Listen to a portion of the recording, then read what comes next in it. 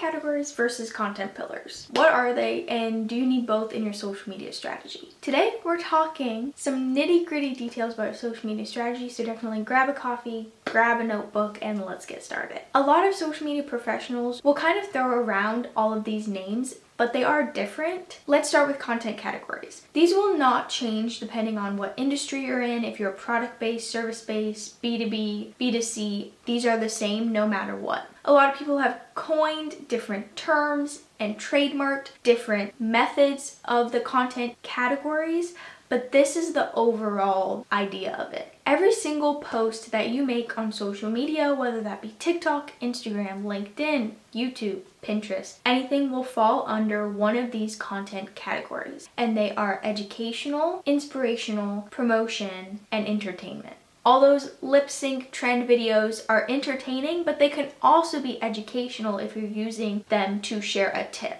Again, a post can also be educational while also be inspiring. And a post can also be promotional while being entertaining. So your post can fall under more than one of these categories at the same time. But mapping out these categories on your content calendar is really going to help you make sure that your content is balanced. You don't want to just be posting promotional content all the time. You don't want to only be posting entertaining content or inspiring or educational, so on and so forth. So mapping out your content calendar, rotating through these different categories is going to be super helpful to you and your audience so they're not getting overwhelmed or oversold to. And it will also help you see real results. So now that you understand content categories and that those will not change between your industry, now we're going to talk about content pillars, and these are unique to you and your business. So no business, even if they're in the same industry, is necessarily going to have the same type of content pillars. These are also called content themes, so if you see other people talk about it that way, just know they're pretty much the same. People just call them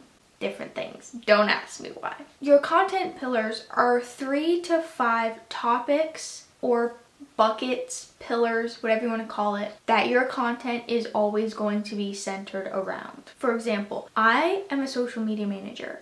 My content pillars are social media tips, social media industry, news. Reels are a whole pillar of mine because I like to talk about them a lot. Entrepreneurship, and also faith, because I am a Christian, so I do like to tie that into my content. So you can kind of see that each of these pillars are pretty broad.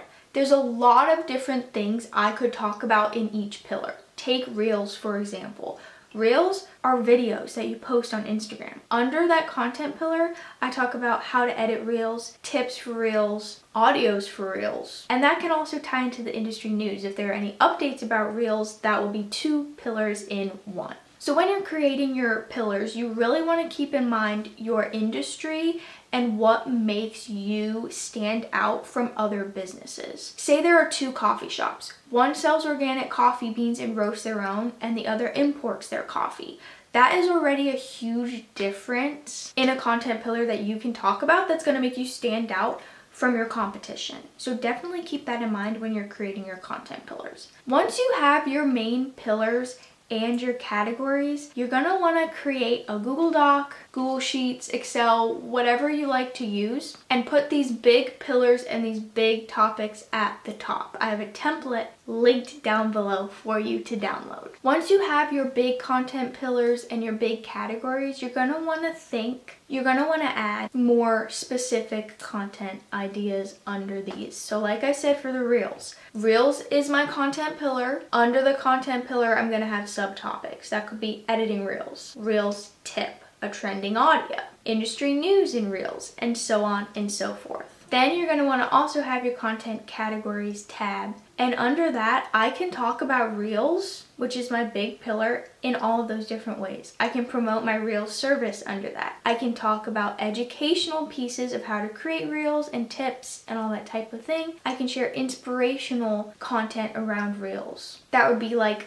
relating to that. I know Reels are hard to create and they are time consuming, and that's okay. You're not alone in that. And then I can also post entertaining content about Reels. I can post funny things about Reels that they take forever and they're so annoying, or when you mess up on camera and it's funny, or I can use a trending audio to talk about Reels in that way too, making fun of them, or even sharing an audio for a reel. So again, that is the difference between content categories and content pillars and how to create them and why they are so important in your social media strategy. This not only helps your content be consistent in the type of content you're posting about, it makes it easier for you creating content because you don't always have to come up with a new idea every single time you sit down to create your posts. But it also helps your audience because they know what content they're going to get from you. They know what they're signing up for when they click follow and stay on your page and see all of your posts. Again, I have my free download on content categories and content pillars in the description of this video, so definitely grab that so you can go ahead and create your content pillars and your content categories. And if you have any questions at all, feel free to leave me a comment or send me a DM on Instagram, and I'll see you in my next video.